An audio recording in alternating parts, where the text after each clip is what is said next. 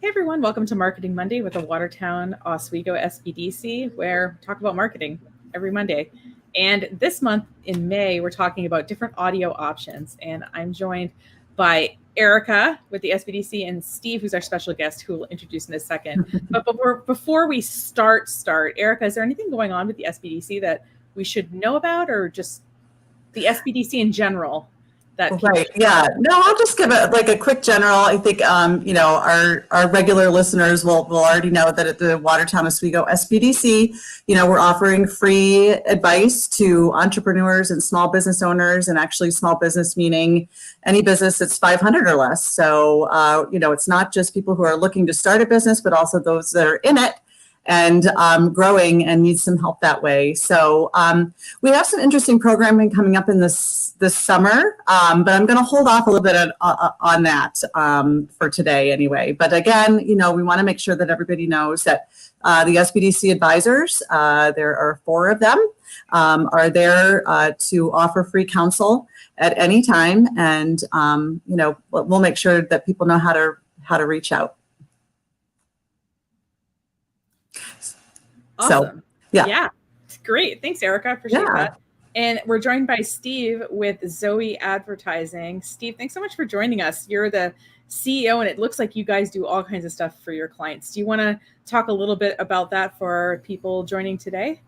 Sure. My name's Steve Roberts. I am the guy that apparently signs the checks, though my office manager does that. And I'm also the guy that was just taking out the garbage. So small business, right? That's what we do. We do lots of different things. But there's a lot of complexities. People are always looking for kind of the magic pill, the magic button, what advertising is best. What's the best way to do things? We find that having a plan, I love Erica's commercial she threw out there to talk to the advisors at the SBDC. Just because you have a great idea or have the ability to generate a product that maybe the market needs doesn't mean you'll succeed.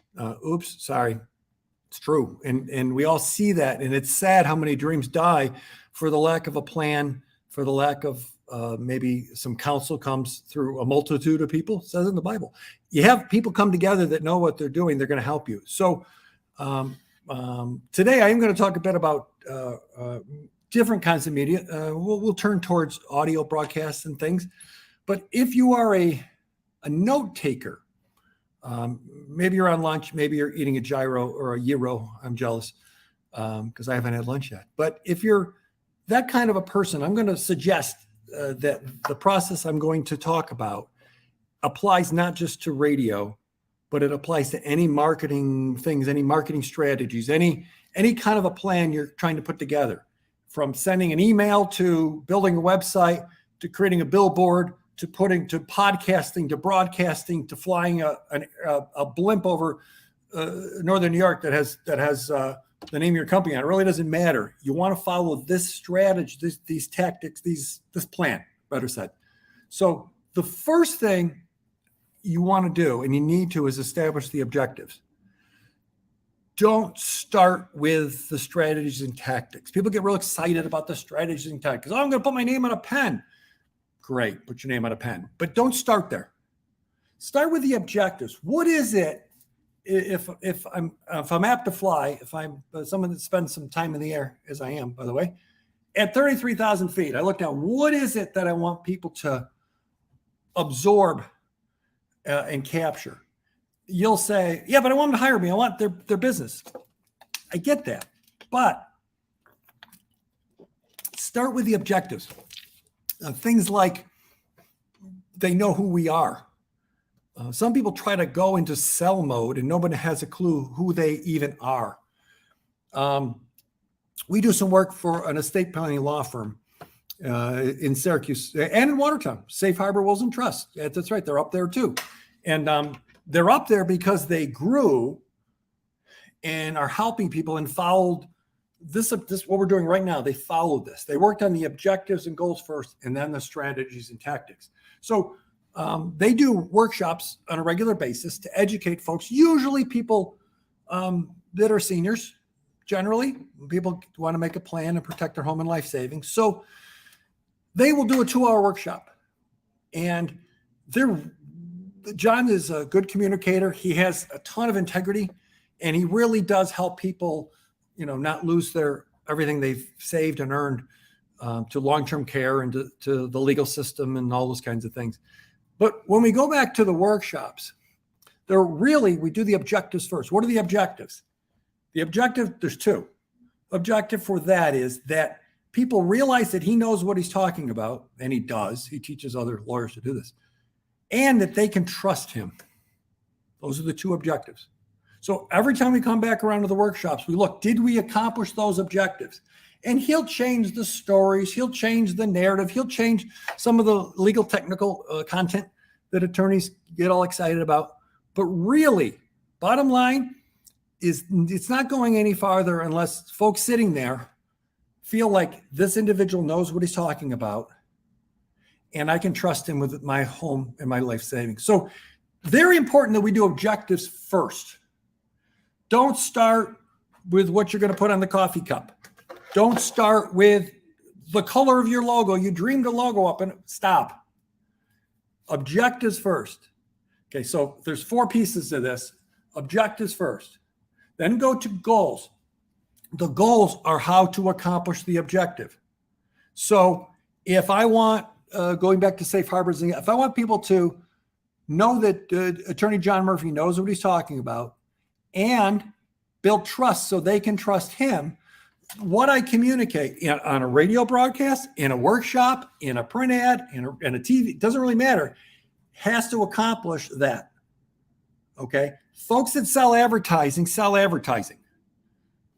They want to sell. What do you want in the ad? Oh, hang on. What do you want? What else do you want? What else? Okay, we'll write a script for you and we'll come back and we'll take your money. Don't blame them. It's what they do. But if you want it to work, objectives first. Now, what are the goals to accomplish that objective? So now, one of the goals was to create an opportunity to communicate on a regular basis.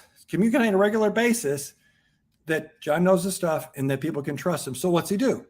He teaches people about estate planning, and he tells stories of people that he helped.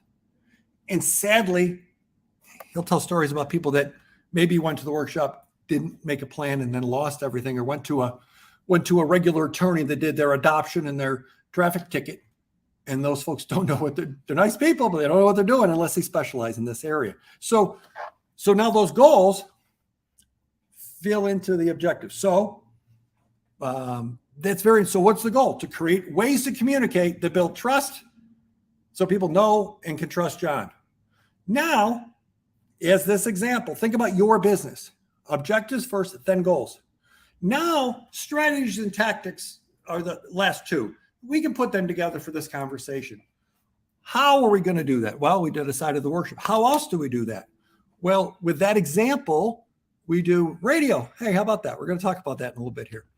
We do regular conversations on the local show here in Syracuse. That's Saturday and Sunday. If you ever want to listen, Saturday 11 to 1 on 570 WSYR 106.9 FM, or you can listen anytime on the iHeart Music app. It sounded like a commercial, didn't it? We have conversations, regular conversations, asking questions. People get to know John. They get to know him personally, which builds trust. So that's how radio fits into that. Now, there's a lot of other things that are done. We do some internet stuff. We do some searches. We do some different things. But really, in following for radio or for real audio or anything, objectives, goals, then strategies and tactics. Don't get all excited. Even like if you're naming a company, and I just happen to be using Safe Harbor as an example here. When you're naming a company, that was not the name of Safe Harbor when we started with them 10 years ago. They had a bit of a cryptic name. I won't drag you through, but it was not. So we did some research. What were the goals and objectives? Well, that when we did marketing, people would know what we're in. What do we do? Because then you don't have to explain the whole thing. So just a sideshow, there are 3 kinds of naming protocol. There's names that say exactly what it is. Okay. Zoey Advertising. I think it's pretty clear to figure out we do advertising, right? There are names that are a hybrid. Maybe it was things like XTO Manufacturing. Okay, well, I know they do manufacturing, but I really don't know what they manufacture. And then there are names that are totally indescript, and I'm going to name, there was a naming protocol, I won't share the story, but it was a company was going to name it Benko Teach and Show Off. Well, what was that? That's a story. There's a narrative. There's a whole big complex thing behind it that would have been interesting, but it wasn't worth the energy to unpack all that. So that is not the name that I went with, okay? So backing up, objectives always first, then goals, now strategies and tactics. Make sure your strategies and tactics are hitting your objective. Okay, back to the silly pen. Okay, I got a pen. I want to put my name on a pen. That's nice, dandy. How are you going to use the pen? I'm going to give it out. What's going to happen when you give it out? They're going to use it. Then what's going to happen? Well, they're going to look at it and they're going to hire me. Maybe not. Who knows? But sometimes we get excited about things we shouldn't get excited about. So I have a question, because I like this approach, and I like the sort of backing out to see that radio is part. What strategy would you use audio with one of your clients? Like, what objectives is radio advertising, underwriting, and other radio tools good for? Really anything. I say anything. Probably wouldn't work well for the folks that are challenged to hear, right? But in most markets, radio has changed. 30 years ago, radio was a local experience by local people, carrying on local conversations, and everyone felt like there was a community, right? There was this local community. Now, most broadcasting right now has become national. So when you turn on several of the top radio stations in Syracuse, Watertown, you're hearing syndicated stuff from gifted, talented, funny, amusing people, but they're not in town. They're not in town. Things have become not local. So what was a community, gets lost. So where we started the local show 3 years ago, seeing an opportunity that there was a gap there, that's where the local show came from. We said people want to get to know people that they do business with so they can trust them, so they have a conversation, so they get questions answered. And the more through communication, there's trust built. We do stuff for a local mattress manufacturer, the only local in Syracuse. There are no other mattress manufacturers. So you can buy directly from Charlie at Mattress Makers on Bridge Street, behind Henry Wilson Jewelers. I've said that a few times, right? All the screamers, that's what I call the people that sell mattresses, they don't make them. They buy them, then they buy them from someone else, and there's middlemen all over the place. So with Charlie, it's different. So Charlie tells his story. 4th generation, my great uncle started it in 1915. We used to do that. I mean, it's every time he was on the show this weekend, every time people hear him, people show up at the mattress store, because not everybody wants to buy a mattress today or tomorrow or next week or next year. So people come in and out of that cadence, right? So really building trust through radio, broadcast, podcasts. It really is about people want to do business with people they feel that they know and feel like they can trust. Yeah. And Steve, I'll jump in here because Steve, you and I know each other because we've done some work together. And I think based on having been on your radio show for not working for the SBDC, but within another role of mine, we really, that role, I was, a franchise consultant, and it really required a ton of trust in building that trust, right? So, that's why I think what you're doing with the radio, especially that it's local, instead of just going out there and trying to, figure out those objectives with just, commercial spots, which are also great, but it was that combination of, really being able to kind of talk to people and tell stories and to answer live questions on a local show was huge. So I want to put that out there that, I think That's one huge piece of audio. And again, we could talk about all kinds of, advertising and marketing objectives all day long today. But, in this last month, we've been talking all about audio. And that's why I thought, you guys are going to be the perfect guest to talk about radio and all that you're doing that way, for sure. But by doing that, you got better at communicating because you were practiced. You were answering questions. Your game got stronger. Yeah. That too. Yeah, sure. When someone prints a brochure or a website, hands it out, they don't have to re-communicate. But if you do a podcast or a broadcast or things, you have to be on constantly, so you get better at it because it comes from different angles. So folks that do these kinds of things typically become better communicators and know the questions that are going to be asked and answered. But it is certainly about building trust. Yeah, absolutely. So if it's okay, I have something I want to share. Can I add on to that? Sure. Yeah. You look like you have a question, Erica. You're like, oh, I got a question. Do you have another question? No, I'm good. Go talk away. A lot of people talk about brand. You got to get your brand out there, brand this, brand that. I happen to think that most people don't even know what it is. And people think it's your logo. It's not your logo. They think it's your company name. It's not your company name. They think it's the color of your building. It's not the color of your building. You think, well, our brand is our people. We're really nice and smart. That's nice. Those things are a shallow answer of brand. Brand can be a good thing or a bad thing. Okay. If I own the McDonald's in Watertown on Arsenal Street, and on the news today is that somebody that works there has hepatitis C. Okay. Suddenly, what is McDonald's brand? It's, oh my gosh, it's hepatitis C. Don't go there. Oh my gosh, I hope they clean the place. I'm not going there for a while. Brand is a claim of distinction. It's not what you do. It's not what you sell. It's not the color of your logo. It's not your slogan. It's none of those things. It's what makes you distinct in any given time period. Okay, so in that world, think about your company, think about your organization. What makes you different? Now, goods and services.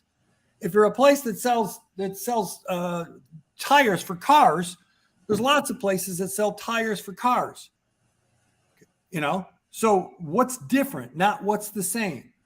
Maybe if you sell tires for cars, you're like, we're open 24 hours. Wow, there's no place that's open 24 hours that I can get tires put on. Maybe that would be different. How can I stand out? Because people are busy. If you do some research, right? If let's say you sell a tire company, you sell tires for cars, what's your challenge? Well, people have a hard time getting there during work hours. Geez, how can I help that? Then you go, okay, how can I be different? Then you unpack it. What if we were open weird times? What if it was the all-night tire shop? Well, you were available between 8 at night and 8 in the morning, and we sleep all day. So suddenly, wow, that's different. Their brand would be available at strange times for strange people, right? So now I'm not like it's not a sale today. It's not, our tires are better, ours are greener. I don't know what, but when we have a business claim, really, it's a claim of distinction. What is distinctly different about you, your company? If you're the same, here's the problem. If you sell this cup of coffee and someone else sells this cup of coffee and someone else sells this cup of coffee, the determining factor potentially could be price, right? So then everybody's margins go down. People starting business are the most guilty of, well, I could do it cheaper than my boss used to. Oh, that's nice. That's great. And then, are you, that's dandy. And then what people do is they don't put in that they had to buy insurance. They don't put in that they have to make a profit. They miss all these things. And that's why so many businesses fail, because they haven't planned properly. And this back to the SBDC, these are folks that can say, hey, have you checked this? Have you looked at this? Well, my boss, he charges too much. Oh, okay. Maybe he does, maybe he doesn't. But if you are cheaper and that's your claim of distinction, go do something else, because you're going to fail. Being the cheapest is a lousy claim of distinction. If you are and another one, if you can't take yourself out of what's going on and have your team do it, you do not have a business, you have a job. A business is going to be reproducible. So you have to reproduce it. So just a thought. But swing back around to radio, when we communicate, the biggest challenge with podcasting is, how do I get my audience? People say, oh, I do a podcast. I'm on 24 hours a day in 78 countries. How many listens have you had? Well, I've had 12. Okay. That's the challenge. Things that are interesting will draw people. Things that are not won't. Better be interesting. Yes, that's right. Yeah. So I have a question as somebody who's probably, who's helped people with, obviously campaigns, in general, but radio specifically. You want to be different and interesting, but you also want people to remember. What are some sort of effective messaging, that you've worked with small businesses to develop that worked in kind of an audio space? That might be interesting for people to hear. Yeah. Now, so a lot of the things that people will probably be familiar with or may have heard would be in the Syracuse market more than the North Country. Okay. And I mentioned Safe Harbor before. Folks, probably older folks, because we target, when we buy radio and do radio, we are targeting folks 60 plus. So the 20-year-olds, 30-year-olds, there's no point in spending money to market to them. That would be a waste. But folks up there that are older would hear, when protecting your home and family's a must, Safe Harbor, wills and trust. So we will use jingles and things. Mm-hmm. Down here in Syracuse, taste the tradition, Hides of Liverpool. Yeah, we created that. Get it. Get it. When it's time for prime heating and air, and there's so we didn't do a jingle for us, for Fran. Ask Erica with the camera. That was speaking of branding. Yeah. So so frequency and reach. How many times can they hear it, and how many people are going to hear it? Okay. So more is not necessarily. So let's say I have one radio station that is 10,000 people listening, and I have another radio station that is 100,000 people listening. The 100,000 is not necessarily better. People, I want to go to the biggest. Okay. Am I better off? Let's pretend a commercial cost $1 on the station that has 10,000 people, and costs $10, 10 times more on the station that has 100,000 people listening. Frequency, how many times do I hit them? I could hit them 10 times, that smaller audience, 10 times on the smaller station, where I would hit them only once on the larger station.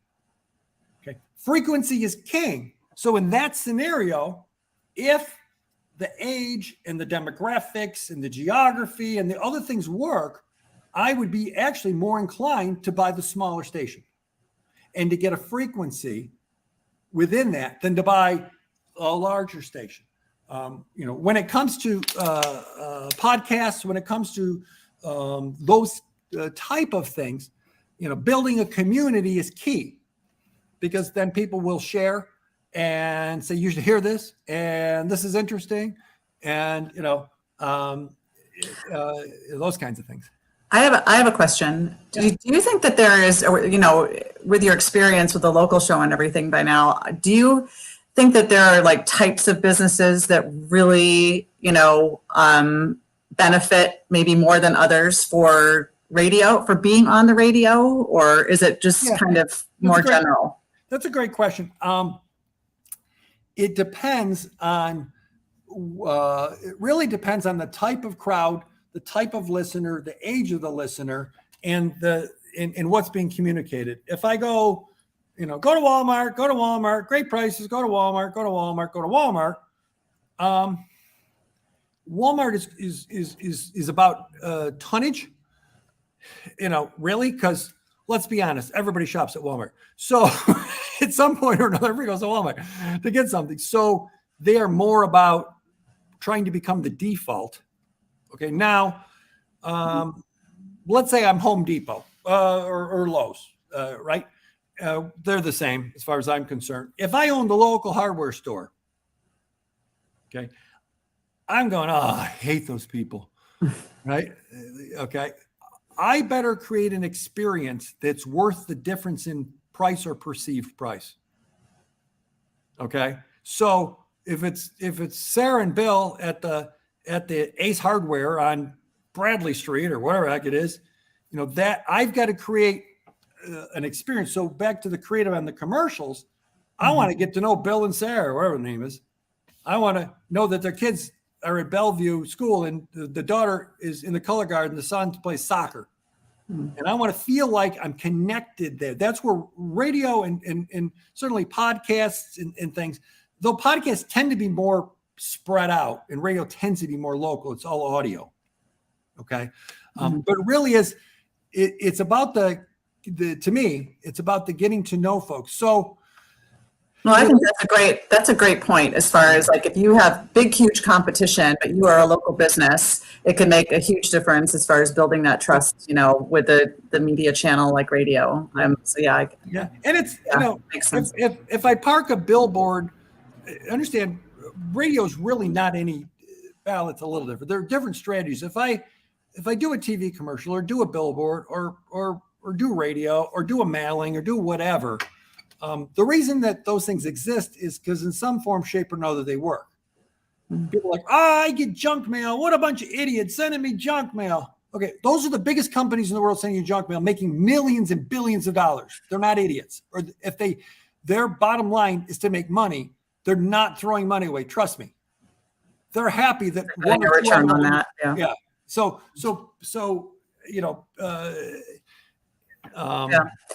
Well, we talked about podcasting some last week, and one of the things that came up there too, and Nicole, feel free to jump in on this too, but was just that idea of, it's not just whether or not radio might be a good idea for your business or podcasting, whether creating a podcast or being on somebody else's podcast, but it's also, just like anything, understanding and knowing your target market and where you go after that target market on the radio. And that, so you're spot on a little bit.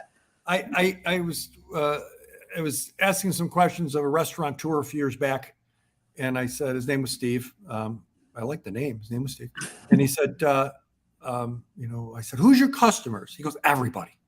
Absolutely everybody. It's everybody. It's everybody. I go, it's not everybody. I'm telling you, it's everybody. It's everybody. It's not at the time. At the time I said, okay, my dad's 89. He's homebound. Is he your customer? Well, no. It's not everybody then, is it? So then we started to talk, and his strategy with his menu was absolutely awful. By the way, they're out of business. They went out of business. Okay. And it wasn't because their food was awful. It was because they were struggling trying to do things that marketing wise that they didn't know how to do. And marketing was not, a budget piece. It was an add-on. Oh, if we can afford to, I guess we'll market. Well, here's the thought. It needs to be part of the plan. And most people, unfortunately, determine a marketing budget. Erica, do you know most people determining a marketing budget? A percentage of their gross sales. You would think. No. Most people determine a marketing budget by how much money they're willing to lose and not kill themselves. Yeah, no, you're right. Yeah. And that's because they haven't done the work. They don't have faith it's going to work. They're scared to death. So they give $1 to something you should have $10. Oh, it didn't work. Oh, radio didn't work. Podcast didn't work. TV didn't work. Here's a thought. And then the folks that sell this stuff, and I know them all, and there's a lot of nice people. If someone's selling TV or radio or outdoor or blimp services with your name on it, whatever the question is, the answer is what they have, because that's what they know. And it's to make them bad, but their goal is to sell advertising. And so not everything is a fit. And again, objectives, goals, strategies, tactics. No, the strategy and tactic is whatever they're selling and I don't blame them. That's just the space they're in. So don't be sold, but do your research, do your work. But to your point, if somebody wanted to advertise, on the radio during the local show, right? Yeah. That they would want to know and understand who your audience is, right? Correct. And we've not everybody is a fit, and we say no a lot. because not everybody Right. is a vet. And Yeah. I was Because with you a want it client. to be helpful. We were with a client this morning. We had a call that does a lot of media. They're not a fit to run commercials on a local show because their audience is younger than our audience. So we won't let him. Now, Right. there's other things they can do, and we're doing, okay, but that doesn't fit. It's not a good fit. Yeah. That's really ethical of you to do it that way. How do you know demographic wise? I know you say that like over 60, but do you do like listener surveys, or how do you know kind of who's listening generally? I get that at any given time you don't necessarily know, but in a general sense. Yeah, there's national services, the old Nielsen and TAPSCAN, and there's things we know that in some of the day parts we're number one in the demo. We know that because we see the numbers in the research. Now the demo is not our kids. Okay. Their demo is older. Okay. So when I go to, we think of the clients and people that are regularly on the local show that do great. Safe Harbor Wills and Trusts does awesome. Syracuse Hearing Solutions. Nice. What a lovely lady. She cares about people. I mean, she's a doctor. She's really smart, but she just really cares. She's terrific. Prime Heating and Air. Anybody not have a heating or air conditioning unit? That's an everybody thing that owns a home, right? The brothers at Prime. When we go through the lists, Rubberstone, which is the epoxy, the epoxy surfaces that go by your pool or in your garage, they do wonderful. Natasha's fabulous at telling the stories. So if seriously, if the folks for our show, they tend to be homeowners. They tend to have middle, upper income. They tend to be educated. They tend to be entrepreneurs. They tend to have a high disposable income. And we have, through research sources, we have all this information. And but then there's other folks that are at the other end of the spectrum, and we've got one right that is really 18 to 30, not upper income, not educated, highly educated. So the target, the creative, the call to action, it's all different. It's all different. If we're able to help with people's success, and they trust us, there's no reason to move on. If they realize that we're not just trying to sell something. We say no every week to stuff. Yeah. Because Yeah. Well, I have another question. I don't want to keep you too much longer. I know you're really busy right now, but I do wonder. What's that? I just don't want to be boring. So, You're not being bored. So, I'm wondering if you have just some general advice, for people in the North Country, if they were looking to maybe, do some commercial spots, or they think it's a good fit for their business. Like, how would they go about doing that? So really what the thing that they have to do is this is hard. They need to take themselves out of the buy. Well, I listen to WWIN or what's it? WT? What's the older talk show radio station in WWTN, I think it is up there. Well, I listen to that, and my wife listens to it. So we manufacture skateboards, so we want to advertise there.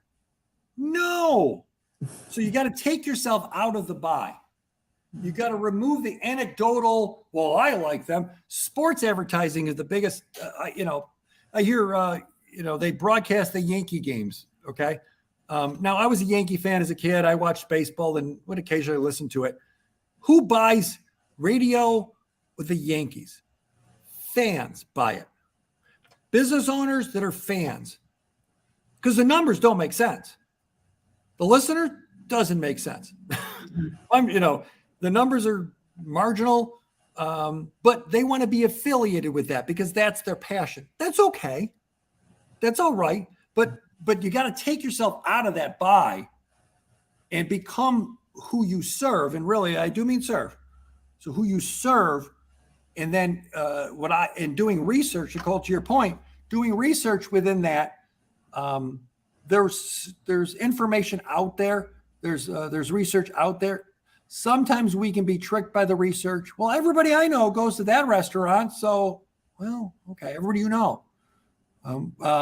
We had a conversation here recently with we did some outdoor stuff for one of our clients, and what is put up, they said, "Wow, everybody's seeing it." I go, it's right now. It's really the people that are in your inner loop. He said, "Yeah." I said, "So let's not be fooled that moves the needle because your brother-in-law saw it and some people that work there saw it. Let's not pretend that's growing the business." And a lot of folks in the advertising business will use that as evidence that it works. I see that as evidence that your family saw it and cares about you. I don't know that let's measure deeper than that. Let's ask the hard questions. Yeah. Yeah, you mentioned a little while ago that repetition is really important. Mm-hmm. And I'm sure that people are tempted to kind of dip their toe in the water and say, okay, I'm going to spend like $200 or $300 for like, I don't know, 20 spots, or I don't know what it actually costs. But what I'm wondering though is what is in terms of what your clients have seen work, what is the sort of repetition, or what is a good amount to really test if radio is going to work for them? Whether it's like you said, if it's a smaller station, you're going to get more repetition, which is great. And also that could be your target audience, but I'm not sure if you've kind of seen any best practices in your work with smaller or regional businesses. Yeah, it's a cocktail. So there's kind of here are the pieces. Have we done our homework, and is the narrative in the commercial correct?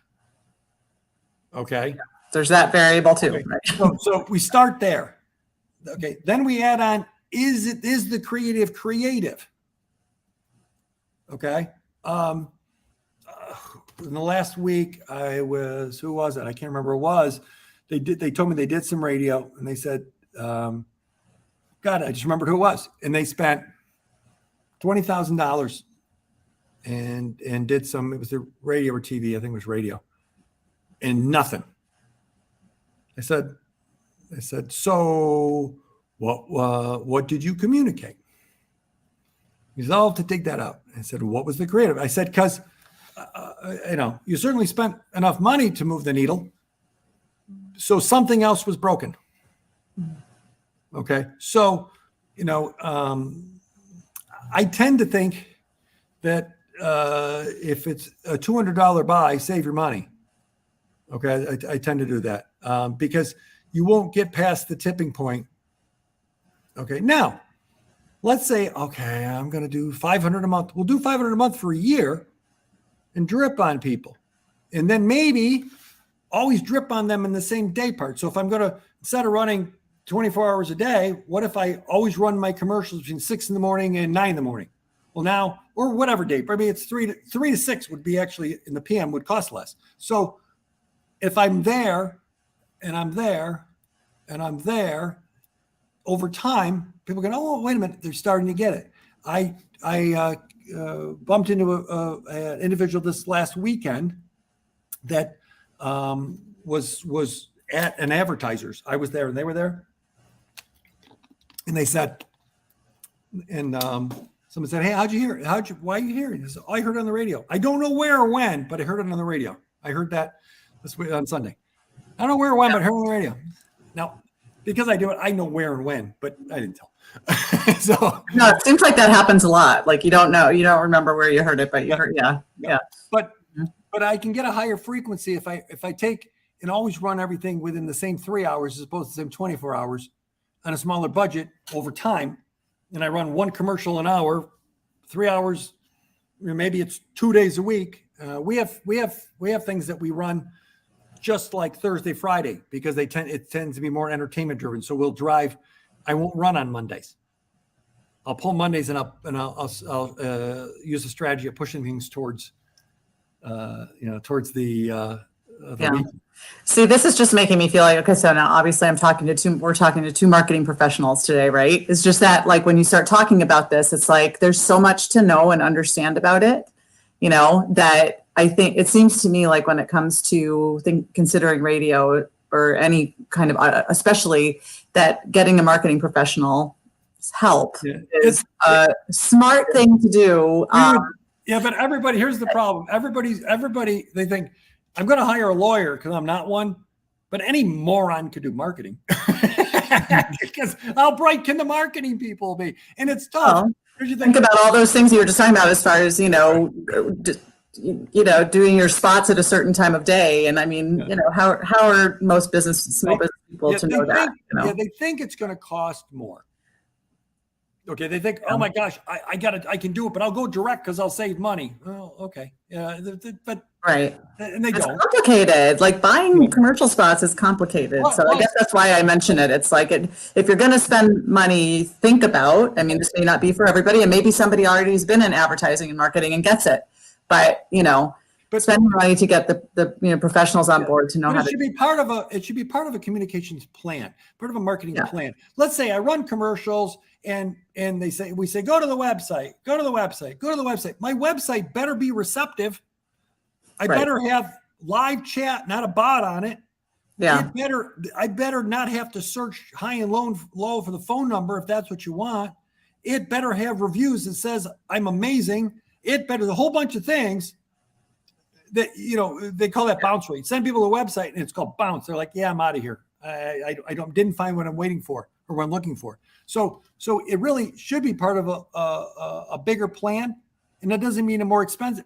Advertising really costs nothing if there's a return on investment. And people go, oh, it's too much. It costs too much. Well, if you gave me $1 and I promised to give you back $10, you would beg, borrow, and steal every dollar you could find. It's not about the cost. It's about the return on investment. It's not about the cost. It's about the return on investment. It just is. But we tend to if you do go down, let's pretend you're doing a website or a brochure or a radio thing. Again, the whole objectives and goals first, then strategies and tactics. The other piece that might be important is we always ask, what do I want people to do, think, feel, or believe when I do it? So what do I want them to do? How I want them to think? How do I want them to feel? So we go through, we answer all those questions. When we do, if we're writing anything, we're creating anything, we do this. We go through the narrative. How do we want them to feel? Okay. What do we want them to think? It's a different part of the brain. So we go think, what do we want them to do? What do we want them to call? Well, we better put the phone number in now, shouldn't we? If it's a call. Yeah. We want them to go there. Well, if it's a mobile ad and it's digital, they got to be able to go click, boom, directions takes me right there. That better not be broken. So we measure, look at all the things to make sure people don't fall off the back of the truck. Because when you do it all right, people still fall off the back of the truck. Right. I once saw a national campaign. It was in a magazine, and it was back when QR codes were big, although I hear they're coming back around, but maybe this was circa 2012 or something. I scanned it, and it sent me to a non-mobile friendly website. And I was like, This is when the print didn't talk to it was for this national magazine. And I was like, it happens more often than you would think. But I have a question sort of about, and because maybe small business owners are watching this and they're sort of feeling creative about it. Maybe they want to approach someone like you with some ideas for content. You mentioned jingles, and then you mentioned like hearing about the story of the business owner. I think sometimes though people get a little bit shy, and I did see a really interesting piece of content. It was on social media for a local hardware store in my hometown in Maine. And it was a testimonial. And she was like, I'm a single mom who just moved to the area and bought a house. I didn't know what I was doing. And every time I went in there, so-and-so, Dave helped me out. He helped me find the, you know what I mean? Like that was like a nice way for them to sort of tell the story maybe without centering their ownership in it. Have you seen what are some sort of content thing? I mean, besides jingles, it sounds like you can write a jingle. So, maybe you should just write jingles for everybody. But have you seen some certain kinds of radio content work well? I'm sorry, say again? I said, have you seen certain kinds of radio content or sort of interesting hooks or something like that you've either worked with your clients or have heard yourself and thought, ooh, that was good? I enjoy hearing things. Years ago, a lot of years ago, before Erica was born, there was a campaign. It was through the Ad Council, and it was through trying to get people to advertise on the radio. And the slogan was "See it on the radio." Genius. I see it on the radio. So paint the picture, tell the story, build the trust. I'm like, see it on the radio. First, you're like, well, it's dumb. You can't. Wait a minute. Oh, I get it. Okay. And to me, that was one of my favorite things. See it on the radio.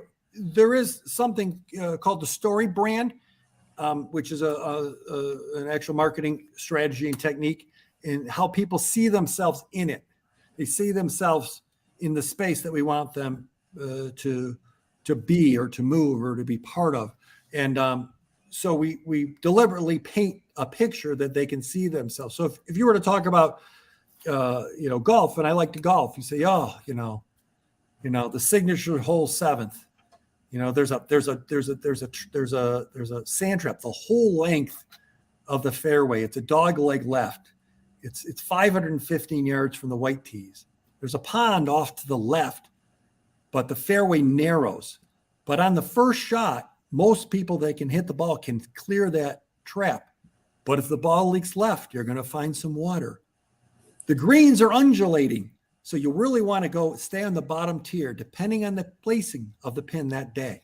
If you're golfing early, the greens will be a little slow until the dew burns off. I just painted the story of this. Now, if a golfer is listening, they want to go to that hole. They want to experience, they want to step into that. If they're a non-golfer, they just turn this thing off. I'm sorry. But if they are, and they stepped into it, when you listen to the narratives, there was a big tournament this last weekend. You listen to the narration.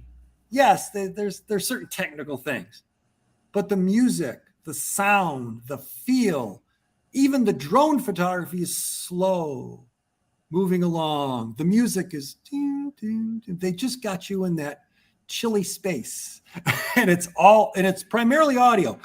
It really is audio.